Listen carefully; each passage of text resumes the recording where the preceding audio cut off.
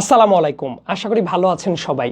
সাম্প্রতিক সময়ে হয়তোবা একটা ব্যাপার খেয়াল করে দেখেছেন, আন্দোলনের সময়ে যারা একসাথে ছিল, আন্দোলনের পরবর্তীতেই একজন আরেকজনকে আক্রমণ করা, বিভিন্ন সময়ে মিস ইনফরমেশন ছড়ানো, ডিসইনফরমেশন ছড়ানো, এই কাজগুলা করে নানাভাবে বিভ্রান্তি ছড়ানোর চেষ্টা করা হচ্ছে। তো আমার কাছে যেটা মনে হলো, এই ব্যাপারগুলা একটু হাতে কলমে ধরে ধরে দেখিয়ে দেওয়ার দরকার আছে যে কিভাবে ডিসইনফরমেশনগুলো ছড়ায়। তবে একটা উদ্দেশ্য কি? উদ্দেশ্যটা হলো কেউ কাউকে শত্রু প্রমাণ করা না, কাউকে ছোট করে ফেলা না, এবং কারো অবদানকে অস্বীকার করাও না। কারণ আমরা এই সহসাই এত বিভক্ত হয়ে যাই, এই বিভক্ত হয়ে যাওয়ার সুযোগটা কারা পাবে? পতিত স্বৈরাচার কিন্তু সেই সুযোগটা পাবে। এবং দেখেন, ইচ্ছাকৃতভাবে আপনি যদি সত্যের সাথে মিথ্যার মিশ্রণ করেন, মানে ইন্টেনশনালি যদি ডিসইনফরমেশন ছড়িয়ে দেন, এতে করে আসলে কাদের পারপাসটা সার্ভ হয়? তো এই ব্যাপারগুলো কিন্তু মাথায় রাখাটা জরুরি। যাদেরকে নিয়ে ভিডিওতে কথা বলা হবে তাদের ব্যক্তিগতভাবে আমি তাদেরকে শত্রু জ্ঞান করি না, বরং আমি মনে করি কালেকটিভভাবে সবাই একসাথে কাজ করা স্টিল পসিবল, এবং সেটা অবশ্যই সম্ভব। কিন্তু ওই যে সবাই যে বিভ্রান্ত হয়ে যায় অনেক কিছু শুনলেই, মানে আন্দোলনকে নিয়ে, আন্দোলনের বিভিন্ন ব্যক্তিদেরকে নিয়ে, ওই ব্যাপারগুলো বোধ হয় যে একটু ধরে ধরে ধরে ধরে ব্যাখ্যা করার দরকার আছে। আমি পুরো ভিডিওতে দেখানোর চেষ্টা করব। সাম্প্রতিক একটা ভিডিওতে ইলিয়াস হোসেন, মানে উনি ভিডিওতে যত ধরনের স্পেকুলেশন তার সাইড থেকে, সেটা একেবারে সত্য বলে এস্টাবলিশ করার চেষ্টা করছেন, এবং সেটা শুনে অনেকে যেভাবে সত্য মনে করছে, আমার কাছে মনে হলো এটা খুবই প্রবলেমেটিক একটা ব্যাপার। এবং মানুষকে সমালোচনা করা উচিত, যে কাউকেই সমালোচনা করা যায়, কিন্তু সেই সমালোচনার জন্য তো সত্য জিনিস দিয়ে সমালোচনা করলে সেটা সবার জন্যই মঙ্গল হয়। কিন্তু সেটা করার জন্য ডিসইনফরমেশন কেন আসবে? ভিডিওটা অনেক লম্বা একটা ভিডিও হবে। প্রধানত আমি ওই ভিডিও নিয়ে কথা বলবো, এরপর তারপরে বিভিন্ন ব্যক্তিদের নিয়েও যে কথাবার্তা হচ্ছে এবং এই কাজগুলো আদৌ উচিত কিনা সেই ব্যাপারগুলো নিয়েও পুরো ভিডিওতে কথা থাকবে। আমি ইলিয়াস হোসেনের ওই ভিডিওতে চলে যাই। আমি কিন্তু তাকে খারিজ করে দেওয়ার পক্ষে না, এটা আমি আগেই বলে রাখি। কারণ অনেক আবার আফসোস লীগের কেউ মনে করতে পারে যে ইয়েস, তাকে একেবারে খারিজ করে দিতে হবে। না, আমি এই মাইনাস করা, অমককে খারিজ করে দেওয়া এই পন্থী মানুষ আমি না, বরং তারও অবদান থাকলে সেটাকেও রেকগনাইজ করা উচিত, এবং সেও তো পজিটিভলি অনেক কাজ করতেই পারে, সেটাও আমি বিশ্বাস করি, এবং এই বিশ্বাস থেকেই কিন্তু আমি কথাগুলো বলছি। যেমন উনি সাম্প্রতিক সময়ে যে ভিডিওটা আপলোড করেছে আর্মিকে নিয়ে, আসিফ নজরুলকে নিয়ে, গভর্নমেন্টকে নিয়ে, 30 তারিখের একটা ষড়যন্ত্র প্লট, উনি নিজেই বলছিলেন, আমি জানি না সেটা কতটা যৌক্তিক, কিন্তু উনি যেভাবে স্পেকুলেট করছিলেন আর কি। তো এই ভিডিওটা দেখার পরে কয়েকটা আমি একদম পয়েন্ট ধরে ধরে কথা বলি। নাম্বার 1, বিজিবির যে ওই মহাপরিচালক নিয়ে যাকে কথা বলা হয়েছে, মেজর জেনারেল আশরাফকে নিয়ে, এবং বর্তমানে ডক্টর মোহাম্মদ ইউনুসের যিনি মিলিটারি সেক্রেটারি আছেন তাকে নিয়ে যে ধরনের কথাবার্তা হচ্ছে, মেজর জেনারেল ফেরদৌসকে নিয়ে, আমার কাছে মনে হয়েছে এই কথাগুলো বলার যৌক্তিকতা আছে। সেটা কনক্লুসিভ কোনো রিমার্ক আমি দিচ্ছি না যে অ্যাবসলিউটলি এটাই হয়েছে এটাই হয়েছে, কিন্তু এই পয়েন্টগুলো তোলাটা যুক্তিসঙ্গত, এইগুলো খতিয়ে দেখা দরকার, এবং সেটা অবশ্যই করা উচিত। মেজর জেনারেল ফেরদৌসকে নিয়ে অনেক আগেই কিন্তু জুলকারনাইন সায়ের, সেও কিন্তু অনেকগুলা পয়েন্ট সামনে এনেছিল, এবং সেটাও কিন্তু যুক্তিসঙ্গত বলেই আমি মনে করি। আমি এই পজিটিভ জিনিসটা আগে বলে নিলাম, কারণ এটাও অবশ্যই উচিত ছিল। তো তার পরবর্তীতে এই ভিডিওতে আমার কাছে মনে হয়েছে যে ধরনের ডিসইনফরমেশন আছে সেই ব্যাপারগুলো আমি এবার আলোচনা করব। ডেট ধরে ধরেই তো উনি আলোচনাটা করছিলেন জুলাই মাসের। তো জুলাই মাসে প্রথম দিকগুলোর কথা আমি না বলে ডেসক্রিপটিভ অনেক কথা বলেছেন, অনেক ভিডিও দেখিয়ে মানে ব্যাপারটা একটা গল্প স্টোরি টেলিংয়ের দিকে এগিয়েছেন।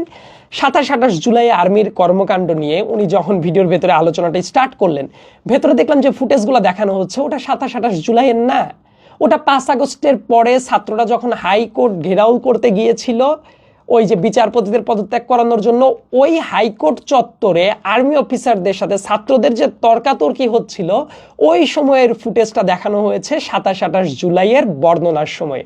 মানে জাস্ট ফুটেজটা যদিও অনেক মুখ্য আলোচনার ব্যাপার না, তারপরেও একটু ধরে দিলাম যে দেখেন, এক সময়ের ঘটনা আর এক সময়ে কিন্তু প্রেজেন্ট করাটা হয়েছে এই ভিডিওর ভেতরে।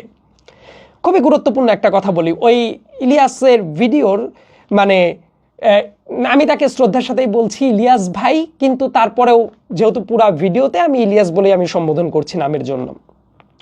তো তার ভিডিওর 10 মিনিট 55 সেকেন্ড থেকে দেখবেন 29 জুলাইয়ের একটা বর্ণনায় উনি এইভাবে বর্ণনা করছেন যে আর্মি চিফ একটা দরবার ডাকেন। দরবার মানে এটা যারা ডিফেন্সের সাথে পরিচিত আছেন তারা এই দরবার শব্দটার সাথে পরিচিত, মানে জাস্ট একটা মিটিং ডাকেন। এবং উনি বলছিলেন 29 জুলাই হেলমেট ভবনে, আর্মি হেডকোয়ার্টারের জাস্ট হেডকোয়ার্টারেই অবস্থিত এটা, হেলমেট ভবনের দরবারটা নেন এবং সেই জায়গায় রাজশাহী সিএমএইচ এর একজন নারী মেজর প্রতিবাদ করেন এবং ওই জায়গাতে নাকি ওই যে শেখ হাসিনা ভার্চুয়ালি কানেক্টেড ছিল গোপন অবস্থায়, এটা দেখানো হয়। কিন্তু মোদ্দা কথাটা হলো, ফ্যাক্ট হলো আর্মির দরবার অনুষ্ঠিত হয় 29 জুলাইয়ে না, একটা ডেটেই, সেটা হলো 3 আগস্ট। এবং সেই 3 আগস্ট প্রথমে কিন্তু এইটা আর্মি হেডকোয়ার্টারের অন্য একটা ভবনে অনুষ্ঠিত হওয়ার কথা ছিল। এটা যখন অনেক জানাজানি হয়ে গেল, এইটা জাস্ট ওই কয়েক ঘন্টা আগে, 1-2 ঘন্টা আগে এটা আবার হেলমেট ভবনে ট্রান্সফার করা হয়। এবং সেই দরবারে রাজশাহীর থেকে, রাজশাহী সিএমএইচ এর এক মহিলা মেজর কথা বলেছিল, আরও অনেকেই কথা বলেছিল এবং সেটা কিন্তু মিটিং মিনিটসও আছে। ওই মিটিংয়ে যারা উপস্থিত ছিল এমন কয়েকজন পরিচিত মানুষও আছেন, তাদের কাছেও শুনেছি। তার মানে ওই যে দরবার যেটা, এটা 29 জুলাই না, এক ডেটেই হয়, সেটা হলো 3 আগস্ট। যদিও ইলিয়াস সাহেব বর্ণনা দেওয়ার টাইমে পরবর্তীতে আবার বলেছিলেন 29 জুলাই একবার দরবার হয়, 3 আগস্টে আবার একটা দরবার হয়। এবং উনি উনার বর্ণনাতে বলেছিলেন 29 জুলাইয়ে ওই যে রাজশাহীর ওই মেজর কথা বলেন। আসলে এই ব্যাপারটা, ফ্যাক্টটা সঠিক না। তার মানে দেখেন উনার এই ফ্যাক্টের ভেতরে, উনার সোর্সের তথ্যের ভেতরে যে বিভ্রান্তিটা আছে সেটা কিন্তু এই একটা ঘটনা থেকে বোঝা যায়। এবং আমি আরও আসছি একের পর এক, তাহলে বোঝা যাবে যে শুধু এই একটা জায়গাতেই না, আরও অনেক জায়গাতেই প্রশ্ন তোলাটার জায়গাটা আছে। ওনার ভিডিওর 13 মিনিটের পর থেকে শুনলে একটা জিনিস দেখতে পারবেন, 5 আগস্ট ঠিক সকাল 9টার সময় আর্মি চিফ গিয়েছিলেন শেখ হাসিনার কাছে, তাকে পদত্যাগ করতে হবে এই বার্তাটা নিয়ে। এবং এইটা শোনার পরেই মানে শেখ হাসিনা তাকে একেবারে তেলে বেগুনে জুজে ওঠেন, তাকে মারতে উদ্যত হন এবং তাকে বলেন পুলিশের কাছে শিখতে পারিস নাই। আমার কথা, এই বর্ণনাগুলো মানে আপনি যখন ফ্যাক্ট বর্ণনা করবেন সাংবাদিক হিসেবে, ওই জায়গায় এক্স্যাক্টলি এই কথাগুলোই হয়েছিল কি না, মানে একটু নাটকীয় মন না হলো না? অবশ্যই সে জায়গায় হার্ড টক হয়েছে, উত্তেজিত কথাবার্তা হয়েছে, হতেই পারে, খুব স্বাভাবিক শেখ হাসিনার সাথে। কিন্তু একেবারে এক্স্যাক্টলি এই পয়েন্টেই ব্রিফ করার মিনিং হলো ওই জায়গায় তাহলে কতজন ছিল? মানে একটু কিন্তু নাটকীয়তা করার যে চেষ্টা, এই ব্যাপারটাও কিন্তু এই জায়গায় লক্ষণীয়। ঠিক আছে, এটা আমার মুখ্য ব্যাপার না। তারপর উনি বর্ণনা করছেন যেটা একেবারে 9টার সময় এই ঘটনাটা ঘটেছে। তারপর এয়ার চিফও সাথে ছিলেন। এয়ার চিফ হাসিনার ছেলে জয়কে কল দেয় আমেরিকায়। কল দেওয়ার পরে আর্মি চিফকে উদ্দেশ্য করে জয়ও তুই তোকারি করে গালাগালি শুরু করে, বিভিন্ন হুমকি ধামকি দিতে থাকে। এবং তার বর্ণনা মতে, তারপরের বর্ণনায় ইলিয়াস সাহেব দেখবেন চলে গেছে 9:30টার সময়, যে 9:30টার সময় ইলিয়াস পরের বর্ণনায় চলে গেল। আর এর ভেতরে বলেছে 9টার সময় যে হাসিনার সাথে কথা হলো, জয়ের সাথে কথা হলো, এরপরেই নাকি জয় আবোল তাবোল বকতে থাকে একটা ভিডিও আপলোড করে। ওই সময় তার ভিডিওতে কিন্তু ইলিয়াস সাহেব বলেছেন, তার মিনিংটা হলো সকাল 9টা থেকে 9:30টার ভেতরে জয় এসে কথা বলেছিল, তাই তো? ইলিয়াস সাহেবের কথা যদি আমরা বিশ্বাস করি। কিন্তু ফ্যাক্টটা হলো জয়ের যে অফিসিয়াল পেজটা আছে সেই পেজটাতে যাওয়ার পরে দেখবেন 5 আগস্ট যে ভিডিওটা আপলোড করেছে, সেই ভিডিওটা জয় আপলোড করেছে 1:06 এটা সকাল 9টা থেকে 9:30টার সময় ঘটনা। সেই টাইম স্ল্যাপ কিন্তু আপনারা দেখতে পারবেন, সবাই ওই পেজে যান, একটু চেক করেন ভালো মতো, দেখতে পারবেন কয়টার সময় আপলোড করা। তার মানে এই বয়ানটাও যে সঠিক নাই, একটু পরেই আসছি যে কিভাবে এই ফ্যাক্টগুলাকে মানে গোজামিল দিয়ে কোনো একটা কিছু বলে দেওয়ার যে প্রবণতা তার ভেতরে কিভাবে আছে। এবং তার বর্ণনা মতে শুনলেই বুঝতে পারবেন ওই ভিডিওতে, তার ভিডিও যারা দেখেছেন, 9:30টার পর থেকেই শেখ হাসিনার পলায়ন কর্ম শুরু হয়। গণভবন থেকে চন্দ্রিমা উদ্যানের পাশে যে বাণিজ্য মেলার, যে পূর্বে বাণিজ্য মেলা হতো সেটার যে মাঠ আছে ওই জায়গায় যান। তারপর হেলিকপ্টারে করে এয়ারবেজে যায়। তারপরে ওই এয়ারবেজে গিয়ে বিমান বাহিনীর একটা প্লেনে উঠে অপেক্ষা করতে থাকে। এবং অপেক্ষা করতে করতে তার অপেক্ষা ছিল সালমান এফ রহমান এবং তারিক সিদ্দিকী, তার ডিফেন্স সেক্রেটারি যিনি ছিলেন, তাদের জন্য অপেক্ষা করছিলেন। এবং সালমান এফ রহমান নাকি ঠিক টাইমে আসতে পারেন নাই, এই টাইমে শেখ হাসিনা অগত্যা রওনা দিয়ে দিল। ফ্যাক্টটা হইল জেনারেল তারিক সিদ্দিকীর কি হইল, সেই বয়ান কিন্তু ইলিয়াসের ভিডিওর ভেতরে নাই। তার মানে একটা ঘটনার প্রবর্তনা করবেন উনি এবং তারপরে সেই ব্যাপারটা কিছুই হইল না। তার মানে শেখ হাসিনার সাথেই কি তারিক সিদ্দিকী পালিয়ে চলে গেছে? সেই বয়ানটাও কিন্তু এই ভিডিওর ভেতরে নাই। কি হলো এটা কেউ জানে না, নোবডি নোজ। যাই হোক, তো তার বর্ণনা মতে ইলিয়াস সাহেব তার ভিডিওর ভেতরে 16 মিনিট 20 সেকেন্ডের পরে এটা বলেছেন যে 10:45-এ সে উড়াল দিয়ে চলে যায়। এই তথ্যটাও একটা ডিসইনফরমেশন, কারণ এই সকাল 11:15টার টাইমে শেখ হাসিনা যায় না। শেখ হাসিনা বাংলাদেশ ছাড়ে অন্তত পক্ষে দুপুর 1টার পরে, এবং তার ওই যে এয়ারফোর্সের প্লেনটা রওনা দেয়, এবং দুপুর 1টার ভেতরে শেখ হাসিনা বাংলাদেশ তো ছাড়ে নাই। কিন্তু তাহলে উনার সোর্সগুলো, উনি বলছে সোর্স বলছে কি তথ্য দিল, মানে পরবর্তীতে যত পেঁচানো তথ্য আসবে একটু পরেই আমি আরো মেইন পয়েন্টগুলোতে যাব। তার আগেই দেখেন তার বয়ানগুলা বা তার সোর্সের তথ্যগুলা যে সঠিক না, তার রিফ্লেকশন তো ক্রমাগত তাহলে দেখতে পারছেন, রাইট? তারপরে আমরা একটা কথা বলি, ইলিয়াসের বর্ণনা মতে ঢাকা থেকে ওই প্লেনটা, এয়ারফোর্সের প্লেনটা উড়ে গেল কোথায়, কলকাতা গিয়ে তারা নামার পারমিশন পেল না। তারপর চলে গেল আগরতলায় গিয়ে পারমিশন পেল না। তারপর চলে গেল দিল্লিতে গিয়ে পারমিশন পেল না। পারমিশন না পেয়ে উদ্দেশ্যহীনভাবে অনেকক্ষণ চলাফেরা করলো। তারপর গাজিয়াবাদের ওই হিন্দন এয়ারপোর্টে নামলো। খেয়াল করে দেখেন, মানে বাংলাদেশি একটা এয়ারফোর্সের প্লেন কিন্তু মানে নর্মাল কোনো প্লেনও না, যে কোনো সেনা বাহিনী মানে সশস্ত্র বাহিনীর একটা যানবাহন অন্য একটা দেশে এতক্ষণভাবে উদ্দেশ্যহীনভাবে চলাফেরা করবে, ইন্ডিয়া কিছুই জানতো না। এটা কি হওয়া উচিত? কিন্তু অন্য অনেক বর্ণনাতে আছে কলকাতায় ঢোকার পরেই কিন্তু ওই প্লেনটাকে স্কট করার জন্য তাদের অন্য 2টা প্লেন ছিল। শেখ হাসিনা ভারতে গিয়ে এতক্ষণ ঘোরাফেরা করতে থাকবে, আন্দাজে ভারতীয় কর্তৃপক্ষ জানবে না, মানে একটু ফ্যাক্টটা মেলানোর চেষ্টা করেন তো এরকম কি হয়?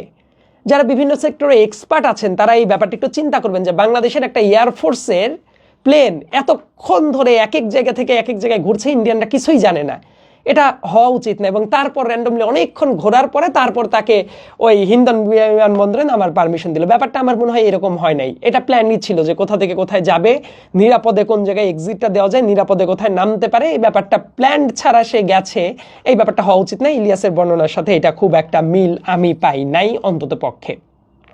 ঠিক আছে, এই বয়ানগুলো তো দেখলেন, মানে ফ্যাক্টের সাথে কিভাবে তার মন গড়া তত্ত্ব কিভাবে এস্টাবলিশ করে দেয় একটু বুঝতে সুবিধা হবে। আসিফ নজরুলকে নিয়ে উনি অনেক কথা বলেছেন। তো অনেক কথার ভেতরে আসিফ নজরুল গতকাল একটা মানে অন্য একটা প্রোগ্রামে ছিলেন, ওই জায়গায় সাংবাদিকদের কাছে প্রেস ব্রিফিং করতে গিয়ে উনি অনেক কথার জবাব দিয়েছেন। তো তার প্রেক্ষিতে আমার কাছে মনে হলো আরও কিছু কথা ক্লিয়ার করার একটু দরকার আছে।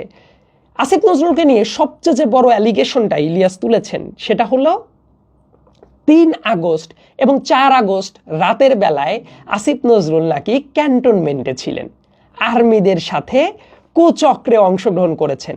তার বর্ণনায় যেটা ছিল 3 আগস্ট ডিজিএফআই এর কার্যালয়ের পাশের একটা বিল্ডিংয়ে বসে major general Hamid, lieutenant general Mujibur তাদের সাথে নাকি একটা মিটিংয়ে বসে আসিফ নজরুল চক্রান্ত করার জন্য যে হাসিনা চলে যাওয়ার পরে কি হবে না হবে, এবং ওই জায়গাতে ওই মিটিংয়ে ইন্ডিয়ান গোয়েন্দা সংস্থার 16 জন ছিল। চিন্তা করে দেখেন, কোনো প্রমাণ নাই, কোনো প্রমাণ সে দেখাইতে পারে নাই, কিচ্ছু না, জাস্ট মুখের ওপরে এত বড় একটা অ্যালিগেশন দিয়ে দিচ্ছে। এর প্রমাণটা কই?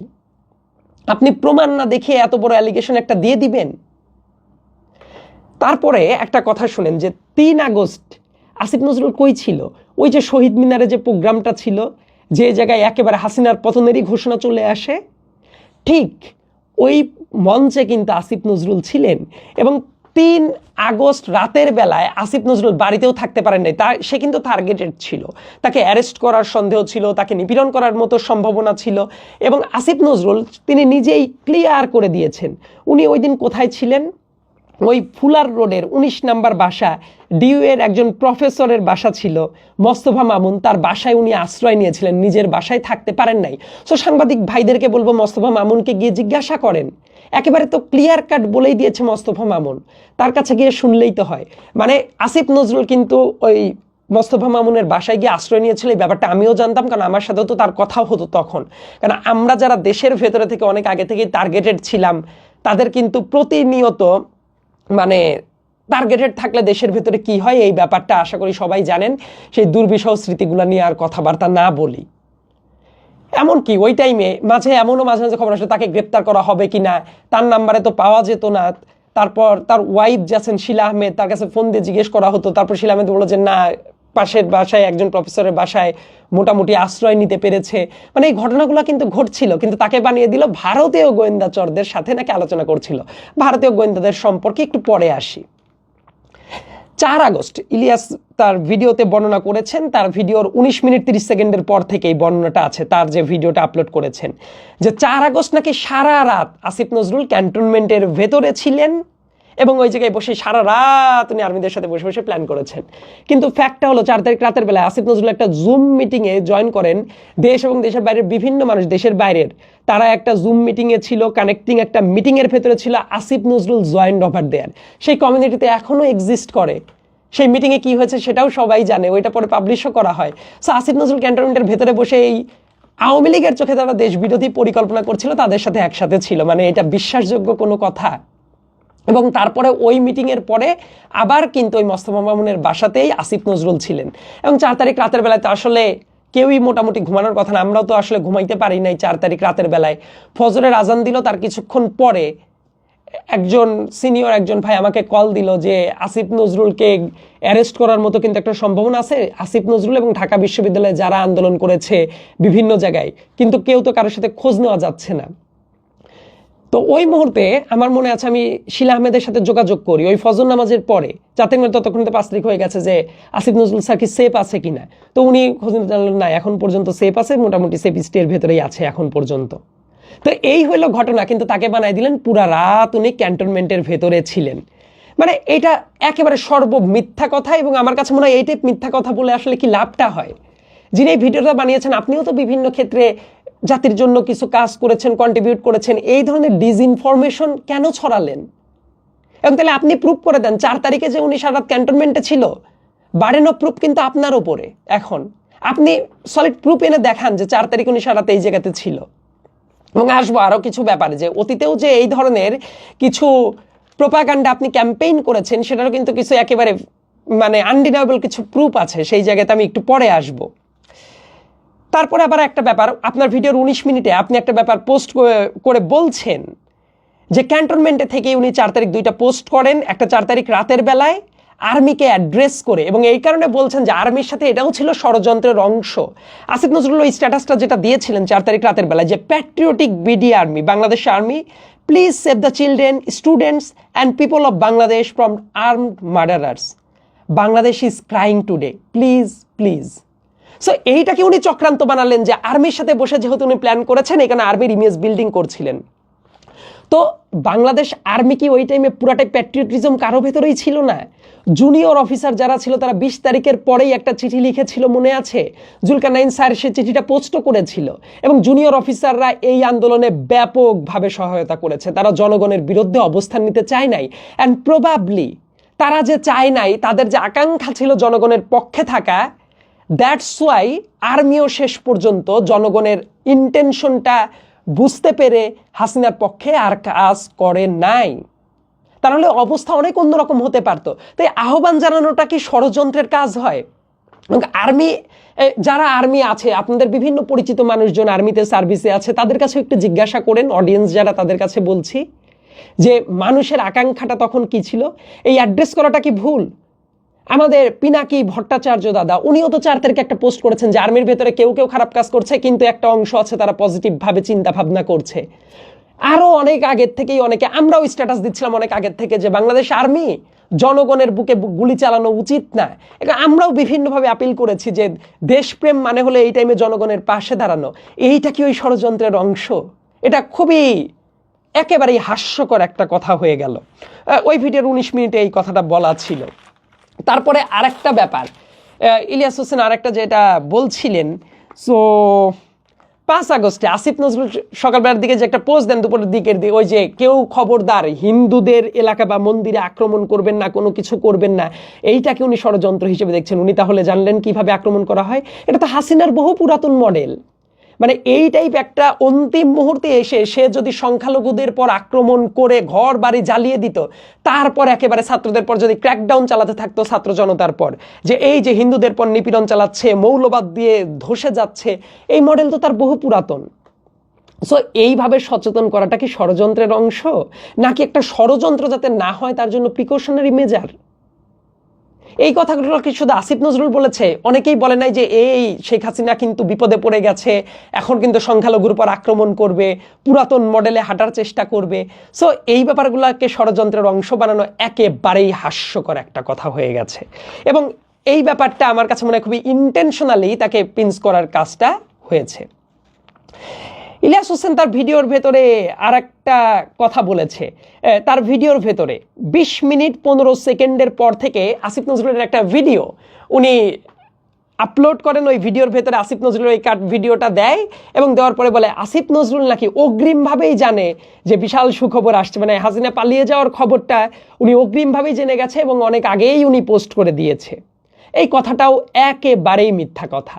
শেখ হাসিনা যদি 1টার পরে পালিয়ে থাকে এবং 2টার পর থেকেই মোটামুটি সবাই আস করতে পারছিল যে শেখ হাসিনা চলে গেছে, আর 2টার পর থেকে মোটামুটি সবার কাছে নিশ্চিত। এইটা এপির যে ব্যুরো চিফ ছিল শফিক ভাই তো এটা নিউজ করে এপিকে তো খবরও পাঠিয়ে দিয়েছে। উনি তারপর কিভাবে কি হলো সেই বিস্তারিত ব্যাপারটাও লিখেছে। এবং আসিফ নজরুল যে ভিডিওটা করেছে সেই ভিডিওটা তার পেজে আছে, সবাই গেলে দেখতে পারবেন।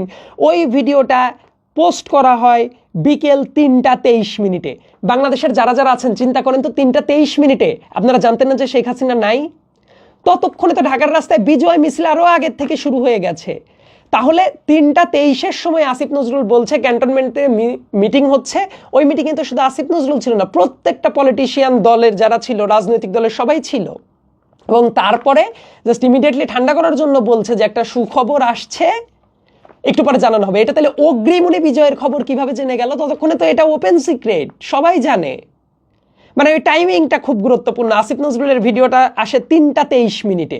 যারা এটা টাইমিংটা চেক করতে পারেন যে কোনো পোস্ট কখন দেওয়া হলো, এটা জাস্ট একটু কষ্ট করলেই খুঁজে পেতে পারবেন। একটু কষ্ট করে চেক করে দেখেন, তারপর দেখেন ইলিয়াস হোসেন তার ভিডিওর ভেতরে যে বর্ণনাটা দিয়েছিল সেই বর্ণনাটা আদৌ যৌক্তিক কিনা 20 মিনিট 15 সেকেন্ডের পর থেকে। এবং এই ব্যাপারটা জানাটা খুব জরুরি। আসিফ নজরুল তার বাসা থেকে কিন্তু দুপুরের পরে তাকে কিন্তু ক্যান্টনমেন্টে নেওয়া হয়।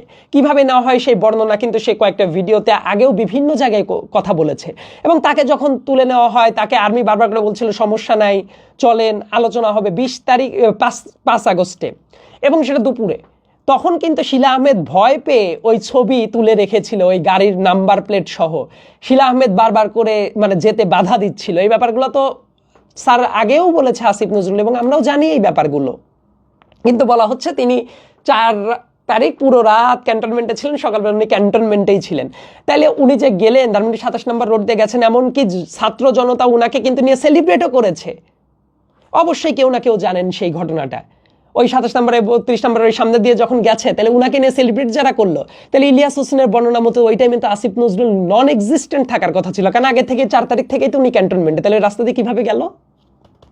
এই প্রশ্নটা কিন্তু করাটা খুব জরুরি। তাহলে এই ভিডিওর ভেতর যে ইচ্ছাকৃতভাবে ডিসইনফরমেশন ছড়ানো হয়েছে, এটাও কিন্তু একটা তার প্রমাণ। তারপরে আরেকটা কথা একটু বলে রাখাটা জরুরি। ওই তার পরবর্তীতে এটা এমন একটা নোশনে কথা বলা হচ্ছিল যে আসিফ নজরুল ডিইউ ক্যাম্পাসে না যেতে বলে সবাইকে ক্যান্টনমেন্ট থেকে সুখবরের কথা কেন বলল। মানে নোশনটা এমন যে আসিফ নজরুল ডিইউ ক্যাম্পাসে যেতে নিষেধ করেছে ছাত্রদেরকে, কিন্তু একটা ভিডিও কোথাও দেখাতে পারবেন যে আসিফ নজরুল নিষেধ করেছে ডিইউ ক্যাম্পাসে যাওয়া যাবে না, ডিইউ ক্যাম্পাসে যাবেন না, অমুক না তমুক না? এই টাইপ কোনো কথা তো বলেন নাই উনি। তাহলে ওই নোশনটা কেন সন্দেহ তৈরির জন্য এনে তৈরি করা হচ্ছে?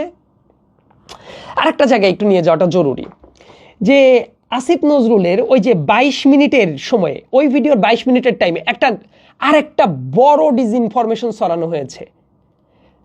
ইলিয়াস হোসেনের ওই ভিডিওর 22 মিনিটের সময় বলা হচ্ছে ইউনূস সাহেব ইভেন দেশে আসার পরেও একটা কু করা হচ্ছিল, এবং কু করে ইউনূস সাহেবকে মেরে ফেলার প্ল্যান করা হচ্ছিল, এবং সেটার প্ল্যান করছিল কে?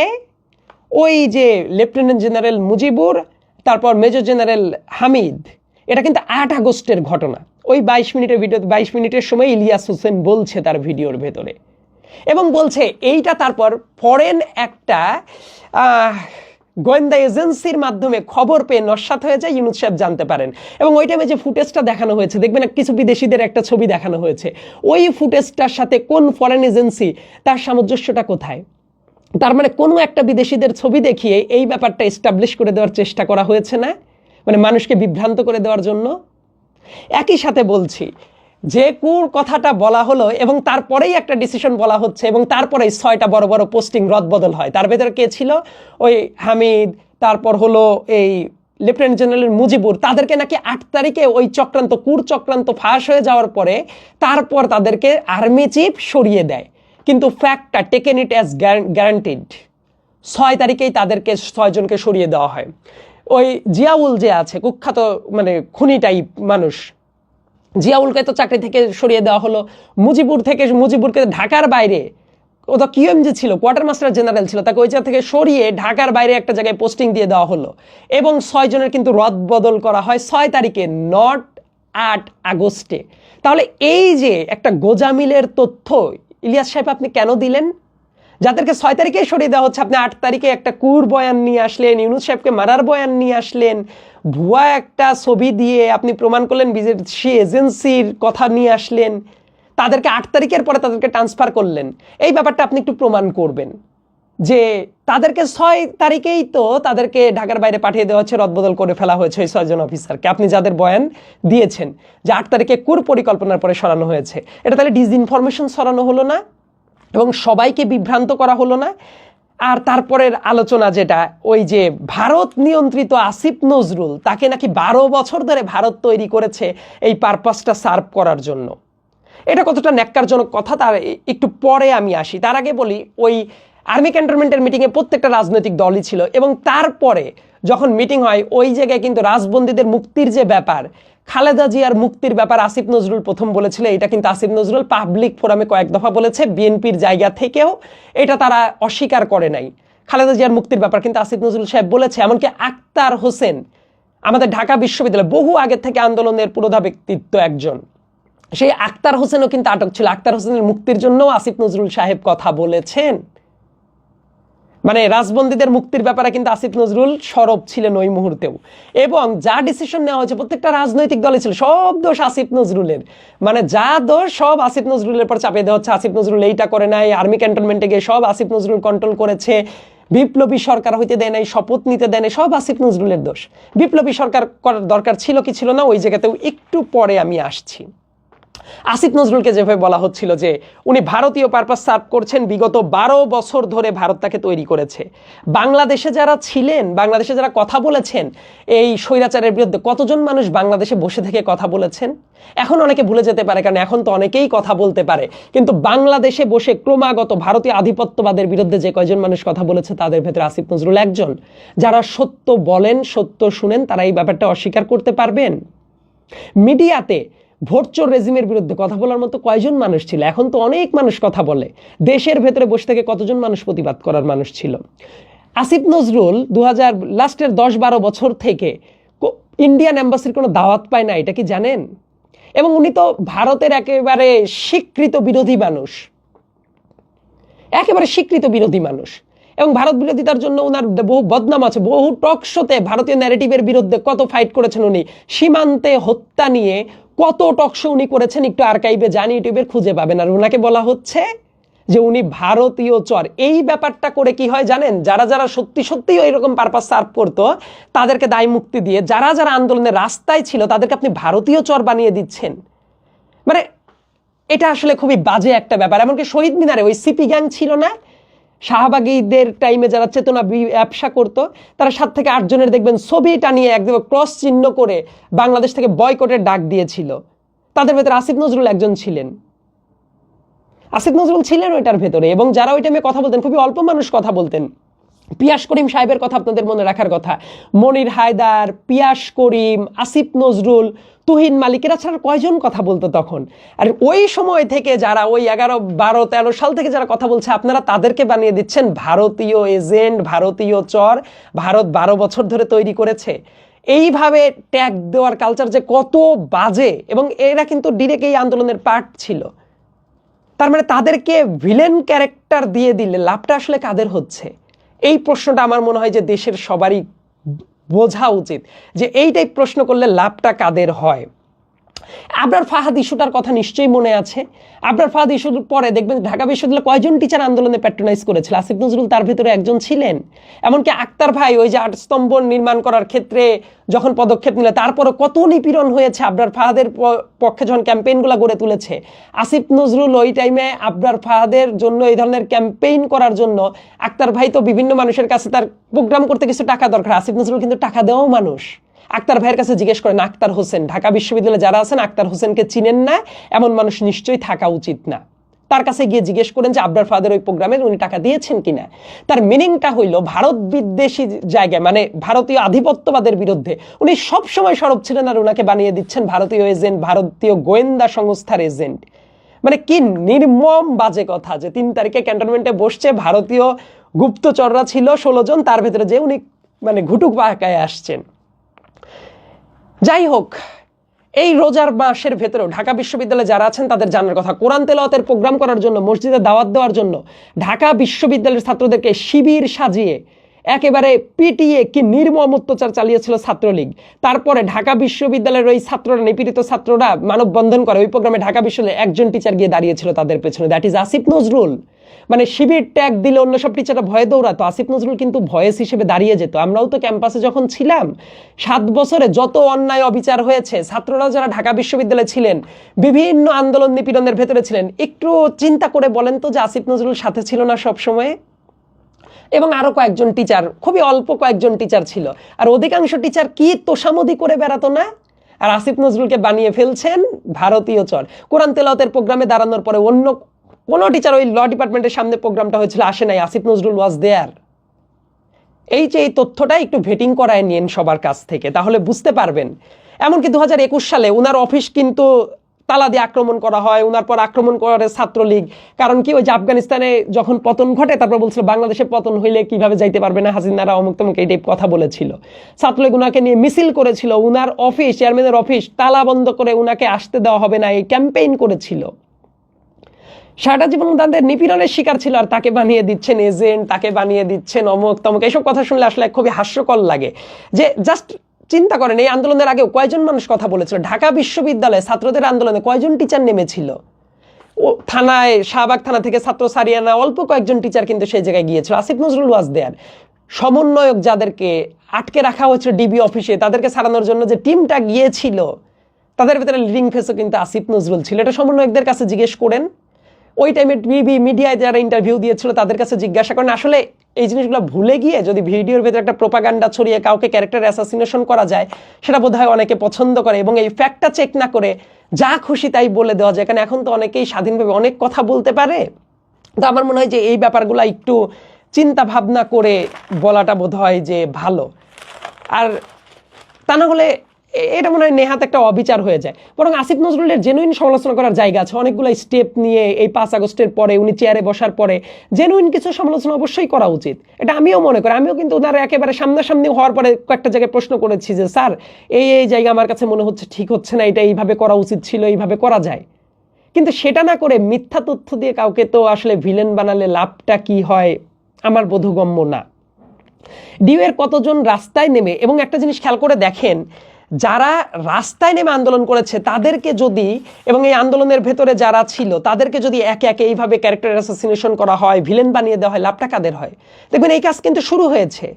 আন্দোলনের বিভিন্ন অংশ যারা ছিল স্টেক হোল্ডারদের ভিলেন বানানো শুরু হয়েছে। বিভিন্ন পত্রিকার ইস্যু নিয়েও দেখবেন আমাদের আমার বন্ধু নাহিদ ইসলাম কত স্যাক্রিফাইস ছেলেটার করতে হয়েছে। নাহিদ যখন ওই যে প্রথম আলোর অফিসে যখন আক্রমণ করলো, নাহিদ যখন কথা বললো দেখলাম নাহিদও খারাপ। আসিফ নজরুল ক্যান্সেল, নাহিদ ইসলাম ক্যান্সেল, তারপর ফাহাম আব্দুল সালাম ক্যান্সেল, মির্জা ফখরুল ইসলাম আলমগীর ক্যান্সেল, জাহেদ ভাইও দেখলাম তো একটা কথা বলেছে, জাহেদ ভাইও খারাপ। তাহলে সবাই এরা খারাপ, ভালো কারা? মানে আন্দোলনের সাথে যাদের ডিরেক্ট স্টেক ছিল প্রত্যেকে যদি এইভাবে বিতর্কিত করার মিশনে থাকে, তাহলে তা আওয়ামী লীগের টোনেই কথা বলা হচ্ছে। মানে আওয়ামী লীগের বয়ান আর এই বয়ান যদি এক হয়ে যায়, দ্যাট ইজ সিরিয়াসলি প্রবলেমেটিক। আরেকটা জায়গায় আমি একটু কথা বলার চেষ্টা করি, সেটা বোধ হয় যে একটু দরকার। ওই ভিডিওর ভেতরে আরেকটা জিনিস দাবি করা হচ্ছিল, আসিফ নজরুল প্রধান উপদেষ্টা হওয়ার তার খায়েশ ছিল, আর্মির সাথে এটা প্ল্যান করেছিল। কারণ আসিফ নজরুল একবার ছাত্রদের দাবির পরে এটা বলেছিল যে ইউনূস সাহেব প্রধান উপদেষ্টা হবে কি না, এটা নিয়ে উনি একটা প্রশ্ন তুলেছিলেন। কারণ এর আগেও কিন্তু ইউনূস সাহেবকে, এর বিভিন্ন আগে তত্ত্বাবধায়ক সরকার ইস্যুতে বিভিন্ন জায়গায় এর আগের বছরগুলোর কথা বলছে, যখন বলা হয়েছে উনি বলছেন না আমার এই টাইপ কোনো ইন্টেনশন নাই। কিন্তু লাকিলি যখন উনি হয়েছে, মানে ওনার এই ভিডিওটার ভেতরে যারা যারা দেখেছেন ইলিয়াস হোসেনের এই ভিডিওটা, মনে হচ্ছে না ডক্টর আসিফ নজরুল বনাম ডক্টর মোহাম্মদ ইউনুস। কিন্তু যে জিনিসটা জানেন না, ডক্টর মোহাম্মদ ইউনুসের সাথে আসিফ নজরুলের সম্পর্ক অত্যন্ত ভালো, এবং ডক্টর মোহাম্মদ ইউনুসকে যখন জুডিশিয়ারির মাধ্যমে হেনস্থা করা হয়, কোর্টে তোলা হয়, কি পরিমাণ নিপীড়ন চালানো হয়, তখন ইউনুস সাহেবের পাশে মাত্র হাতে গোনা যে কয়েকজন মানুষ ছিলেন, তাদের ভেতরে একজন ছিলেন আসিফ নজরুল, আরেকজন খুব ঘনিষ্ঠভাবে নিউজগুলো কাভার করতো শফিকুল আলম, এপির ব্যুরো চিফ ছিলেন তখন, এখন যিনি প্রেস সেক্রেটারি হয়েছেন। এই মানুষদের কিন্তু ব্যক্তিগত স্ট্রাগলের গল্পটা আছে। হাসিনার দ্বারা তারা কিন্তু নিপীড়িতও হয়েছে এই কাজগুলো করার জন্য। ঢাকা বিশ্ববিদ্যালয়ের টিচাররা যখন এই দাবি তুলছিল ডক্টর মোহাম্মদ ইউনুসের নোবেল প্রাইজ তুলে নেওয়া হোক, বিভিন্ন বিশিষ্ট জনেরা যখন ইউনুসের বিরুদ্ধে মানে ক্যাম্পেইন চালাচ্ছিল, তখন আসিফ নজরুলরা কিন্তু ইউনুস সাহেবের পাশে গিয়ে দাঁড়িয়েছিল। 2023-এর হিসাব, অনেকেই তখন রাজনীতি নিয়ে অনেক কথাবার্তা বলতেন, এখন তো ম্যাস লেভেলের রাজনীতি নিয়ে কথা হয়। সো এই ব্যাপারগুলো একটু চিন্তা ভাবনা করার চেষ্টা করবেন। আর ডক্টর মোহাম্মদ ইউনুস প্রধান উপদেষ্টা হলে আসিফ নজরুলের সবচেয়ে খুশি হওয়ার কথা, এবং উনি কিন্তু ওইটা আমি ওইটাই বলেছেন। ইনফ্যাক্ট ডক্টর মোহাম্মদ ইউনুসের প্রধান উপদেষ্টা হওয়াটা বাংলাদেশের জন্য একটা ব্লেসিং, এবং সামনের বাংলাদেশেও নানা ধরনের সংকট আসবে ইন্টারন্যাশনালি, সেটা কিন্তু অলরেডি পরিলক্ষিত হচ্ছে। এইগুলো চ্যালেঞ্জ মোকাবেলা করার জন্য ইউনুসের মতো একজন আইকনিক ফিগার বাংলাদেশের শুধু এখনই দরকার না, ইভেন দলীয় কোনো সরকার ভবিষ্যতে যদি আসে, সেই সরকারেও যদি কোনো না কোনো ক্যাপাসিটিতে ডক্টর মোহাম্মদ ইউনুস থাকেন, যে রাষ্ট্রপতি হিসেবে থাকলেন বা কোনো ক্যাপাসিটিতে, সেটা বাংলাদেশের জন্য ভালো। আর দেখেন গিরিঙ্গিটা লাগিয়ে দেওয়া হচ্ছে কিভাবে, যে ডক্টর ইউনুস বনাম আসিফ নজরুল, কিন্তু ব্যাপারটা এইরকম না। ডক্টর মোহাম্মদ ইউনুসও ব্যাপারটা শুনলে বোধ হয় যে উনিও হাসবেন। এবং ছাত্র উপদেষ্টা যারা আছেন তাদের কাছে জিজ্ঞেস করেন যে ডক্টর মোহাম্মদ ইউনুসকে পাশ কাটে আসিফ নজরুলের প্রধান উপদেষ্টা হওয়ার আদৌ খায়েশ ছিল কিনা। এটা একটা মিথ্যা কথা। উনি জাস্ট সন্দেহ প্রকাশ করেছেন যে উনি হতে রাজি হবেন কিনা, ওইটা আমি বিভিন্ন আলাপ আলোচনা চলেছে। এমনকি ছাত্রদের নিয়ে তো আসিফ নজরুল সাহেব তো বসছেনও, যে উপদেষ্টা কার হবেন, এই মিটিংগুলো হয়েছে না বিভিন্নভাবে, সেটা তো সমন্বয়কদের পাশে বসে আসিফ নজরুল বাংলা একাডেমির প্রোগ্রামেও বলেছেন। আর একটা দাবি তোলা হয় যে ডক্টর আসিফ নজরুল উনি 3 জন ভুয়া সমন্বয়ককে নিয়ে গিয়ে তাদের স্বার্থ হাসিল করেছেন। প্রথম কথা হলো, ওই 3 জনকে আসিফ নজরুল যে চিনে না, এটা বহুবার অতীতে ক্লিয়ার করেছেন, কালকেও বলেছেন। এবং ওই একটা স্ট্যাটাস ধরে ওই জায়গায় যে 3 জন ছিলেন তাদেরকে ইন্টারভিউ করলেই তো পাওয়া যায়। আসিফ নজরুল তাদেরকে নিয়ে যান নাই। এমনকি ওই জায়গায় একজন ছিলেন আরিফ তালুকদার। গতকাল কিন্তু আরিফ তালুকদার একটা স্ট্যাটাস দিয়ে ক্লিয়ার করেছে যে আসিফ নজরুল তাদেরকে নিয়ে জানে, কোন কারণে কিভাবে তারা গিয়েছিল সেটার বর্ণনাটাও দেয়া আছে। এবং মূল সমন্বয়কদের পাশ কাটিয়ে করবে ব্যাপারটা এরকমও ছিল না, কারণ আসিফ নজরুল বিকেলবেলার থেকেই নাহিদ, আসিফ, হাসনাত, শারজিস এদেরকে খুঁজছিল। হাসনাত আমার বহু পুরাতন ফ্রেন্ড, নাহিদ আমার ফ্রেন্ড, তারপর হলো শারজিস আমার ফ্রেন্ড, আসিফ আমার খুবই প্রিয় একটা জুনিয়র। আমি একটা স্ট্যাটাসও কিন্তু দিয়েছিলাম 5 তারিখ বিকেলবেলা। আসিফ স্যার আমাকে ফোন দিয়ে বলছিল ওরা কই, তারপর আমরা কেউ কাউকে ফোনে পাচ্ছিলাম না। তারপর আমি একটা স্ট্যাটাস দিই, আমিও তো বাইরে, তখন আমি একটা স্ট্যাটাস দিলাম যে আশেপাশে কেউ যদি থাকেন স্ট্যাটাস দেখলে ওদেরকে যদি পান তাহলে ওদের কাছে খবর পৌঁছে দিন। মানুষ কিন্তু এইভাবেই খোঁজা হচ্ছিল। তাহলে ভুয়া সমন্বয়কদের আসিফ নজরুল কেন এন্ডোর্স করবে? এবং আসিফ নজরুল তাদেরকে চিনেও না, এটা বলেছে। এবং ওই 3 জনের ভেতরে একজন যে ছিলেন আরিফ তালুকদার, সেও কিন্তু এটা স্ট্যাটাস দিয়ে বলেছে। তাদেরকেও যে জিজ্ঞেস করেন তাহলেই তো হয়ে যায়। কিন্তু সেই কাজগুলো না করে দেখেন ভুয়া সমন্বয়কদের দায়ও তার উপর দিয়ে চাপিয়ে দেওয়া হচ্ছে। আবার আরেকটা ব্যাপার হলো, তারপর ভিডিওর ভেতরে যেটা সবচেয়ে বাজে দাবি করা হচ্ছে, যত নিয়োগ হয় অন্যান্য জায়গায় নিজ মন্ত্রণালয়ের বাইরে সব কিছু আসিফ নজরুল কন্ট্রোল করে। এটা বাস্তবসম্মত কোনো কথা? মানে ডক্টর মোহাম্মদ ইউনুস কি এতটাই অকেজো হয়ে গেল সব আসিফ নজরুল করছে? আমার কাছে মনে হয় এই প্রবলেমটা সিরিয়াসলি প্রবলেমেটিক। গভর্নমেন্টের কালেকটিভ ভুল থাকতে পারে, সেটা বিভিন্ন জায়গায় ভুল হতে পারে, মানে সব কিছু আসিফ নজরুল করছে, এই বয়ানটা একেবারেই অসত্য কথা। ছাত্র উপদেষ্টাও তো 3 জন আছে, আমার মনে হয় তাদের ওই ব্যাপারটা নিয়ে কথা বলা উচিত যে সবকিছু আসিফ নজরুল করছে কিনা। কারণ অনেক সিনিয়র লোকও আছে না এই জায়গায়, আসিফ নজরুলের চেয়ে অনেক সিনিয়র মানুষ আছেন। হাসান আরিফ সাহেব আছেন, তারপর ওই যে সালেউদ্দিন আহমেদ আছেন, তাদেরকে কিন্তু স্যার বলে আসিফ নজরুল। এমনকি ওই আদিলুর রহমান শুভ্র ভাই আছেন। সো তারা তো অনেক সিনিয়র মানুষ। সো সব কিছু এটা করছে, এটা ভাবার কোনো কারণ নাই। এমনকি মানুষের ভেতরে 2টা ভুল পার্থক্য আছে। আমি এই ভিডিওটা অনেক লম্বা হয়ে যাবে এই জন্য বলছি না। দেখবেন স্বরাষ্ট্র মন্ত্রণালয়ের কাজ আর আইন মন্ত্রণালয়ের কাজকে গুলিয়ে ফেলে। যারা একটু ন্যূনতম জানেন, ধরেন পুলিশের কাজ, পুলিশ কাকে গ্রেপ্তার করবে, কাকে ছাড়বে, ওইটা কি হবে না হবে, এগুলো স্বরাষ্ট্র মন্ত্রণালয়ের কাজ। স্বরাষ্ট্র মন্ত্রণালয়ের অনেক কাজে অনেক আপত্তির জায়গা আছে, কিন্তু সেটাকে মানুষ আইন মন্ত্রণালয়ের কাজ হিসেবে দোষারোপ করেন আসিফ নজরুলকে। স্বরাষ্ট্র মন্ত্রণালয়ের দায়িত্ব নাই, অন্যান্য মন্ত্রণালয়ের দায়িত্ব নাই। দেখেন তো কয়জন উপদেষ্টার নিয়ে দোষগুণ অ্যানালাইসিস করা হয়, অনেক 4-5 জন উপদেষ্টা আছে যাদের কাজ নিয়ে কোনো কথাবার্তাই হয় না। একটু খোঁজ নিয়ে দেখেন যে অনেক উপদেষ্টা আছে কি করছেন কোনো হিসাব নেই। স্বাস্থ্য উপদেষ্টা কি করলো, মৎস্য উপদেষ্টা কি করলো, প্ল্যানিংয়ে কি করলো, অমুক তো এরকম আরো বেশ কয়েকটা মন্ত্রণালয় আছে, তাদের নিয়ে কেউ কোনো কথা বলে না। এমনকি আসিফ নজরুল নিজেও যে তাকে খুবই গ্লোরিফাই করছে ব্যাপারটা এমন না। নিজের রেটিং দিয়েছে উনি 10-এর ভেতরে 4, উনি 5 মার্কও দেয় নাই নিজেকে 100 দিনের কাজের পরে। উনি তো নিজেকে মানে জাহির করে বেড়াচ্ছে না। স্টিল উনারও অনেক কাজ করা দরকার ছিল, যেমন আমি মনে করি পিলখানার বিচারটা কিভাবে শুরু করা যায় এটা ভাবা উচিত। আবার লগি বৈঠার আন্দোলনকে অনেকে মিস করে যায়। লগি বৈঠার আন্দোলনের টাইমে কিভাবে পিটিয়ে মারা হয়েছিল জামাতিদের, আমি বলি এটারও বিচার হওয়া দরকার। অনেকে আলোচনা শুরুই করে পিলখানা দিয়ে, কিন্তু ওই লগি বৈঠার আন্দোলনের কথা অনেকে ভুলে যায়। শুধুমাত্র দাড়ি টুপির জন্য মানুষের পর কি নিপীড়নটা চালানো হয়েছে, ভারতীয় আধিপত্যবাদ জড়িত ছিল। সেই মানুষগুলোর ভয়েস তাহলে কে হবে? এগুলার বিচার কিভাবে করা যায় এই ব্যাপারগুলো নিয়ে আরো তৎপর হওয়ার দরকার আছে। কিন্তু যেভাবে ক্যারেক্টার অ্যাসাসিনেশন করা হচ্ছে এটা খুবই বাজে একটা জিনিস। সো নিয়োগ পোস্টিং এই ব্যাপারগুলো নিয়েও তো একটু কথা বললাম, এবং আরও কয়েকটা ব্যাপার নিয়ে আমার কাছে মনে হয় যে একটু কথা বলা দরকার। কিন্তু তার আগে এই ইলিয়াস হোসেন সাহেব আরও কিছু জায়গায় যে ডিসইনফরমেশন ছড়িয়েছেন তার কয়েকটা ব্যাপার আমি একটু ধরিয়ে দেই।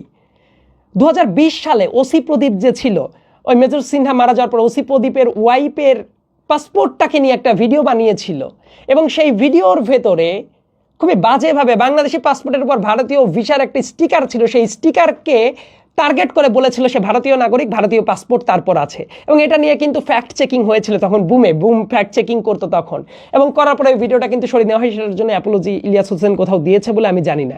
মানে ইচ্ছাকৃতভাবে একটা ভিসার ট্যাগকে পাসপোর্টের হিসাবে ইচ্ছাকৃতভাবে ইনফরমেশন যে ছড়ানো তার হ্যাবিট আছে, দ্যাট ইজ দ্য প্রুফ। আমি এটা বললাম ইলিয়াস হোসেন সাহেবের উদ্দেশ্যেই বললাম, মানে তাকে নিন্দা করে না, বরং উনি যে অতীতেও এই টাইপ কাজ করেছেন তাহলে ওনার কথার বিশ্বাসযোগ্যতা কোথায় থাকবে? এই ব্যাপারগুলো নিয়ে তো তাহলে প্রশ্নটা অবশ্যই উঠতে পারে। 2021 সালে হেফাজত ইসলামের একটা ডাকা হরতালে পুরাতন একটা ভিডিও লাইভ মোডে প্রচার করে উনি বলছিলেন জুমার নামাজের পরে এইরকম বড় বিক্ষোভ মিছিল হচ্ছে, বিশাল মানুষের সমাবেশের চিত্র উনি দেখিয়েছিলেন, কিন্তু ওটা ছিল পূর্বের একটা ভিডিও, লাইভ মোডে ওইটা প্রচার চালানো হচ্ছিল 2021 সালে হেফাজতের ডাকা হরতাল হিসেবে। সেই ভিডিওটাও কিন্তু একটা ইচ্ছাকৃতভাবে করা ডিসইনফরমেশন ছড়ানো হচ্ছিল ওই ভিডিওর মাধ্যমে। সো এই কাজটা তো করা হয়েছে, তার বিভিন্ন পেজ থেকে এটা ছড়ানো হয়েছিল। ইভেন 2024 সালেও খুব বাজে একটা কাজ হয়েছে, তার টেলিগ্রাম চ্যানেলে APBN এর একটা নর্মাল মানুষ যে কোনো কাজই করেনি, তার বাড়ি হলো বরিশাল, তাকে ছড়ানো হয়েছিল সে ডিরেক্ট গুলি করে মানুষ মারছে, অন্য একজন মানুষের বয়ান তারপর চাপিয়ে দিয়ে তার ছবি টবি সহ সব পাবলিশ করে দিয়েছে। ওই APBN এর যে পুলিশটা ছিল তার সিকিউরিটির জন্য কনসার্ন হয়ে গিয়েছিল। তাহলে এই যে ইচ্ছাকৃতভাবে এই তথ্যগুলা এতভাবে ছেড়ে দিয়ে একটা নির্দোষ মানুষকে কেন আপনি হুমকির মুখে ছেড়ে দিচ্ছেন? তার মানে ইচ্ছাকৃতভাবে তো আপনি এই কাজগুলো অতীতেও করেছেন। এমনকি ওই যে চিন্ময় কৃষ্ণ, যাকে অনেক কথা হচ্ছে, বিতর্কিত অনেক কাজ করেছে, তারা তো বিচার হওয়া দরকার। এবং চিন্ময় কৃষ্ণের সাথেও কিন্তু ওই যে একটা নারীর গাড়ির ভেতরের ভিডিও বলা হচ্ছিল এটা চিন্ময় কৃষ্ণ, এইটা বলে তার বিভিন্ন পেজ থেকে প্রচার চালানো হয়েছে। তো কিন্তু আসলে তো ওইটা চিন্ময় কৃষ্ণ ছিল না, অন্য কেউ ছিল। আমার কথা বিচার যেটা বিচারেই হওয়া উচিত, কিন্তু আপনি মিথ্যা একটা জিনিস এনে যখন এরকম প্রচার করবেন তার মানে এই ব্যাপারগুলো করার তো অভ্যাস আছে। আমি বলছি না সে কোনোদিন কোনো ভালো কাজ করেনি, আমি কিন্তু এই মানুষও না যে তাকে খারিজ করে দিতে হবে। তার লাইফেও কিছু কিছু সে ভালো কাজ করেছে ইলিয়াস ভাই, অবশ্যই সেটাও আমি স্বীকার করি, সেটা আমি ভিডিওর শুরুতেই কিন্তু বলে দিয়েছি। কিন্তু তার কিন্তু এই ব্যাপারগুলো আছে, তখন তো বিশ্বাসযোগ্যতা নিয়ে মানুষের তো প্রশ্ন উঠবেই, ওঠাটা তো খুবই স্বাভাবিক একটা ব্যাপার। এবং আরেকটা ব্যাপারের জন্য দায়ী করা হয় বিপ্লবী সরকার হয় নাই এই জন্য আসিফ নজরুল দায়ী, তাহলে তো রাজনৈতিক দলগুলোর কালেকটিভ ডিসিশনে হয়েছে না? এইটা নিয়ে অন্য একটা ভিডিওতে বিস্তারিত আলোচনা করা যাবে। বিপ্লবী সরকার ধরেন দুই একজন বুদ্ধিজীবীর কথা ফরাদ মোজাহাররাই বলে বেড়াতো, ফরাদ মোজাহারের নানা কাজ যে কতটা মানে বিতর্কিত এতদিনে তো সবাই বুঝেই গেছেন, যে শহীদ মিনারে দাঁড়িয়ে ছাত্ররা কয়েকজন শপথ নিবে, হলেও একটা পার্সপেক্টিভ হতে পারতো। আমি বলছি না যে সেটা ব্যর্থই হতো, খারাপ হতো, আমি কনক্লুসিভ রিমার্ক দিচ্ছি না, কিন্তু চিন্তা করেন এই ধরনের একটি স্ট্রাকচার থাকার পরেও ল অ্যান্ড অর্ডার পুরোপুরি ঠিক হয় নাই। ধরেন ছাত্ররা 12 জন 15 জন শপথ নিল, নেয়ার পরে পুলিশ তাদেরকে মান্য করবে কিনা, আর্মি মান্য করবে কিনা, সচিবালয় তাদেরকে সাপোর্ট দিবে কিনা, এই ব্যাপারটার নিশ্চয়তা কি ছিল? কারণ ছাত্রদের কি বিশাল বড় আর্মড সাপোর্টটা ছিল? তাহলে আর্মড সাপোর্টটা কাদের ছিল? আর্মির। সো তারা যদি তখন না মান্য করতো, দেশটা তো একটা গৃহযুদ্ধের দিকে আগায় যাইতে পারতো। সো আমাদের দেশের স্ট্যাবিলিটিটাও কিন্তু গুরুত্বপূর্ণ। এটা আবার অনেকেই ঠান্ডা মাথায় চিন্তা ভাবনা করেন না, আমি জাস্ট পার্সপেক্টিভগুলো বলছি, আমি কনক্লুসিভ রিমার্ক দিচ্ছি, আমি আগেই বলছি। সো ভিন্নভাবেও দেখার কিন্তু সুযোগ আছে, শুধু আপনি বললেন আর সবাই আপনার প্রতি আনুগত্য প্রকাশ করবে এইটা কিন্তু না হওয়ারও একটা সম্ভাবনা ছিল, যেটা এখনও কিন্তু ভিজিবল। এই গভর্নমেন্টকে কি সবাই সাপোর্ট করছে? আমার কাছে মনে হয় না। পুলিশের জায়গা থেকে ঠিকমতো সাপোর্ট পাচ্ছে বলে আমার মনে হয় না, আর্মির জায়গা থেকে, গোয়েন্দা সংস্থাগুলোর জায়গা থেকে অনেক সমস্যা আছে না? সো এই ব্যাপারগুলোও কিন্তু ভাবা উচিত। দেখবেন অনেকে এই ব্যাপারটা একদম সামনেই আনেন না, কিন্তু এই ব্যাপারটাও ভাবা উচিত, কারণ আমরা একটা গণতান্ত্রিক অভিপ্রায় আগাচ্ছি। আমরা কিন্তু আফগানিস্তানের তালেবানের মতো না যে ইসার পরে নিজস্ব আর্মড সাপোর্ট আছে পুরো দেশ কন্ট্রোলের মতো, সেই জিনিসটা কি ছিল? সো অনেক কিছু চিন্তা ভাবনা করাটার দরকার আছে। এবং আন্দোলনের ফেস নিয়ে শুধু এই জায়গাটা নিয়ে না, দেখবেন আমার কাছে যেটা মনে হচ্ছে রিসেন্ট টাইমে অনেককেই বিতর্কিত করার চেষ্টা করা হচ্ছে। মির্জা ফখরুল ইসলাম আলমগীর, ফাহাম আব্দুল সালাম, শফিকুল আলম, আসিফ নজরুল, জাহেদুর রহমানকে নিয়ে কথা হচ্ছে, আমাকে নিয়ে কথা হতে পারে, আর অনেককেই নিয়ে কথা হতে পারে সামনে। দেখেন আন্দোলনের যারা এরকম ফেস ছিল তাদেরকে এইভাবে নিজেরা বিতর্কিত করা, তারপর দেখলাম ইলিয়াসের সাথে জুলকারনাইন সায়ের অনলাইন স্প্যাটিং হচ্ছে, এই ব্যাপারগুলো খুব বাজে মেসেজ দেয়। যে জায়গায় সবার ঐক্যটা দরকার ছিল সবাইকে ভিলিফাই করা হচ্ছে। মির্জা ফখরুল ইসলাম আলমগীরের পলিটিক্যাল স্ট্রাগলটা অনেকেই না জেনে তাকে ওবায়দুল কাদের বলছে, নানাভাবে ট্যাগ দিচ্ছে। এটাই কি উচিত?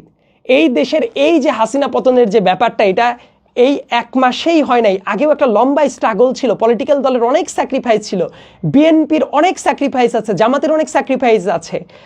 2023 সালের ক্র্যাকডাউনের কথা মনে করে দেখেন, 28 অক্টোবরে যখন ক্র্যাকডাউন চললো, এখনকার জেনজির অনেকে জানতও না যে দেশের পলিটিক্যাল হিসাব কিভাবে চলছে, কিন্তু দেখেন সেই ব্যাপারগুলো কিন্তু ঘটেছিল। তাহলে এই যে ব্যাপারগুলা ঘটলো, কিভাবে উনি পার্টি অফিসের সামনে দুর্ভেদ্য দেয়ালের মতো দাঁড়িয়েছিল, এই ব্যাপারগুলো কিন্তু অনেকেই জানে না। এমনকি বিএনপিকে ভেঙে ফেলার বহু চেষ্টা চলছিল আওয়ামী লীগ, কিন্তু করতে পারে নাই কেন? এই কয়েকজন নেতার দৃঢ়তার জন্য। এই সাক্ষাৎকার কিন্তু আওয়ামী লীগের যে একজন মন্ত্রী ছিল আব্দুর রাজ্জাক কিন্তু একটা টিভি ইন্টারভিউতে বলেই ফেলেছিল ইলেকশনের আগে যে তাদেরকে সব ধরনের অফার দেওয়া হচ্ছে, তারা করলেই তাদেরকে জামিনে ছেড়ে দেওয়া হতো, সব কিছু করা হতো। তারা কিন্তু সেই অফারটা একসেপ্ট করে নাই, করলেই তাদেরকে ছেড়ে দেওয়া হতো। আব্দুর রাজ্জাক নিজে বলেছে, সেই ইন্টারভিউটা আছে, দরকার আমি কমেন্ট সেকশনেও দিয়ে দিব পরবর্তীতে এই ভিডিওটা আপলোড করার পরে। এবং এই টাইমে ভেঙে ফেলার এত চেষ্টা করছিল, এরা কিন্তু দৃঢ়তার মাধ্যমে শেখ হাসিনার কাছে বিক্রি হয় নাই। আর এখন এসে ভারতের দালাল বানাচ্ছেন, এজেন্ট বানাচ্ছেন। ভারতের বিরুদ্ধেও অনেক সময় অতীতের বিভিন্ন টাইমে খুব কড়া স্ট্যান্ড নিয়েছেন মির্জা ফখরুল ইসলাম আলমগীর। ওনার লাইফে দুর্নীতির ফিরিস্তিটা দেখেছেন।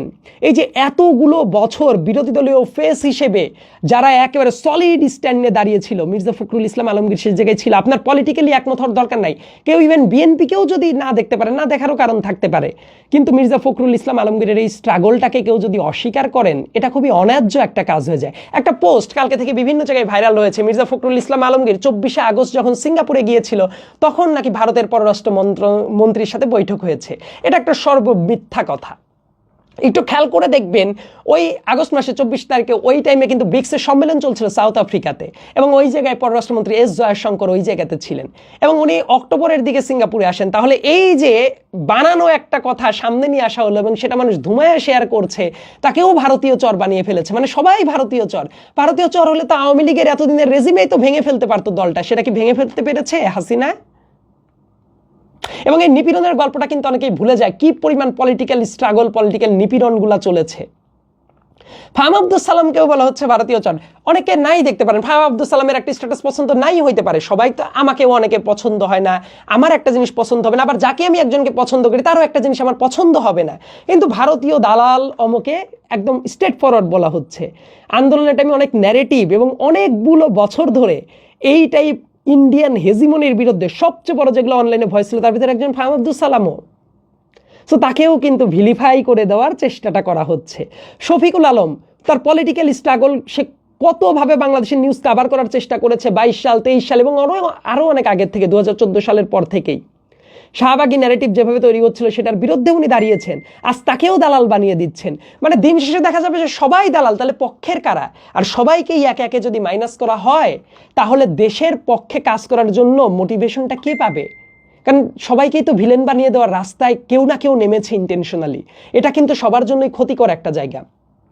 কারো একটা কাজের সমালোচনা করতে পারেন, কিন্তু ইন্ডিয়ান দালাল তাকে ক্যান্সেল করে দিতে হবে, এই কালচারটা অনলাইনে শুরু হয়েছে না?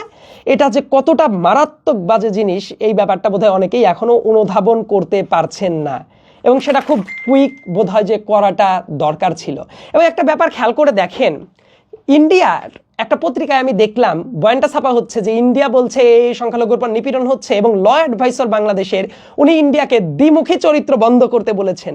দেখেন সেই প্রতিবাদটাও আবার কারা করছে, আর তাদেরকে ইন্ডিয়ান চর বানিয়ে ফেলেছেন। আসিফ নজরুল কিন্তু এটা বলেছে, দ্বিমুখী চরিত্র ইন্ডিয়া দেখাচ্ছে, সেই ইন্ডিয়ান পত্রিকাগুলোতেও এইটা ব্রিফ করা হয়েছে। সো আসিফ নজরুল ভারতীয় দালাল, শফিকুল আলম ভারতীয় দালাল, ফাহাম আব্দুস সালাম ভারতীয় দালাল, মির্জা ফখরুল ইসলাম আলমগীর ভারতীয় দালাল, তাহলে ভারতীয় দালাল না কে? দেশটার স্ট্যাবিলিটি দরকার, সবসময় এনার্কি তৈরি করে রাখার জায়গাটা ভালো না। চিন্তা করে দেখেন, দেশে যদি এরকম ক্রমাগত এনার্কি চলতে থাকে, বিভিন্ন জায়গায় উস্কানি চলতে থাকে, আর্মি খারাপ, অমুক খারাপ, তমুক খারাপ, একটা পর্যায়ে গিয়ে দেখবেন এমন একটা বাজে পরিস্থিতি হবে, তখন আমরা যে বাংলাদেশের স্বপ্ন ডেমোক্রেটিক ভ্যালুস নিয়ে দেখছি সেটা বিঘ্নিত হতে পারে। হু নোজ, এরকম ক্রমাগত বিচ্ছিন্নতাবাদী কাজ চলতে থাকলে, ক্রমাগত উস্কানিমূলক কাজ চলতে থাকলো, এইটার পর ভিত্তি করে কেউ না কেউ এনার্কি টাইপ কাজ করার চেষ্টা করলো, আর্মি এক পর্যায়ে বলতে পারে যে ঠিক আছে, এই এনার্কি দমনের জন্য আমরা ক্ষমতায় বসলাম, সেটা কি ভালো কিছু হবে? এবং দেখবেন বাংলাদেশের দাড়ি টুপিওয়ালা মানুষের পর কি পরিমাণ নিপীড়ন করা হয়েছে অতীতে, এবং পলিটিক্যালি যদি অন্য কোনো কিছু হয় দেখবেন তাদের পর আবার নিপীড়নটা নেমে আসবে। এই ব্যাপারটা কি ভালো হবে? আমাদের সবার কথাটা ভাবা উচিত। আমার মনে হয় যে আমাদের ঐক্য বিনষ্টর চেয়ে কীভাবে সবাই সবার হাতটাকে শক্তিশালীভাবে ধরা যায় সেই ব্যাপারে আমাদের প্ল্যান করা উচিত। শত্রুতা বাড়ানোর চেয়ে মিত্রতাটা বাড়ানো উচিত। আওয়ামী ফ্যাসিবাদ আবার যাতে ব্যাক না করতে পারে সেই জন্য সবার এক পয়েন্টে থাকা উচিত। অনেকের ভুল আছে, সেই ভুলটা ধরিয়ে দেওয়া উচিত। আমি বলছি না যে কথা বলেন, অবশ্যই রাজনৈতিক দলের ভুল ধরিয়ে দিতে হবে। রাজনৈতিক দলের ভেতরেও অনেক কানেক্টিং পয়েন্টে ঘাপলা আছে, অনেকেই বিপ্লবের চেতনাকে গভর্নমেন্টের ভেতরে অনেক ঘাপলা আছে, তারা ঠিকমতো ধারণ করতে পারছে না। ক্রমাগত চেক অ্যান্ড ব্যালেন্সে আসেন, সমালোচনা করেন, কিন্তু সেই সমালোচনাটা যাতে এমন না হয় আপনার বয়ান আর ওই পতিত আওয়ামী লীগের বয়ান একই হয়ে যায়, তখন সেটা কাদের পারপাস সার্ভ করবে এটা বুঝবেন। আমি দেশের সবাইকে অনুরোধ করব ঐক্যটা ধরে রাখার কাজ করেন। বিভিন্ন ভিডিও দেখেই একটা সলিড ডিসিশনে জাম্প করবেন না, চিন্তা ভাবনা করেন, অ্যানালাইসিস করেন। অ্যানালাইসিস করারই তো সময়, কেউ কিছু বললেই তার গ্রেপ্তার করে নিয়ে যাবে না এখন। কিন্তু না জেনে বুঝেই কেউ কোনো কথা বলল আর দৌড়িয়ে গিয়েই একটা মতবাদ দিয়ে বিশৃঙ্খলা তৈরি করার মতো কাজ করলেন, এই কাজটা কিন্তু খুবই বাজে হয়ে যাইতে পারে। এবং আমি দৃঢ়ভাবে একটা জিনিস বিশ্বাস করি, ভারতীয় আধিপত্যবাদের বিরুদ্ধে আমাদের সজাগ থাকাটা জরুরি। বাংলাদেশে অনেক নিরীহ মানুষ, দাড়ি টুপিওয়ালা মানুষকে নিপীড়ন করানো হয়েছে, অনেক প্রগতিশীল মানুষকে নিপীড়ন করা হয়েছে। সো সব কিছুর বিরুদ্ধে আমাদের সজাগ থাকাটা জরুরি। সামনে আমরা গণতান্ত্রিক বাংলাদেশটা দেখতে চাই, কিন্তু দেখবেন সরকার, রাজনৈতিক দল, ছাত্র প্রত্যেকে যদি প্রত্যেকের শত্রু হয়, লাভটা কিন্তু কারোই হবে না, লাভটা হবে ফ্যাসিবাদের যারা পতিত হয়ে গেছে। সো আমরা কেন সেই সুযোগটা দিব? আমাদের সেই সচেতন থাকাটা অত্যন্ত জরুরি বলে আমি মনে করি। এবং আমি ভিডিওটা যখন বানিয়েছি, এই ভিডিওটার উদ্দেশ্য কাউকে ছোট করা না, বরং এই ভুলগুলো থেকে আমরা যেন সবাই একটা সলিড ডিসিশনে আসতে পারি, একতার জায়গাটা ধরে রাখতে পারি।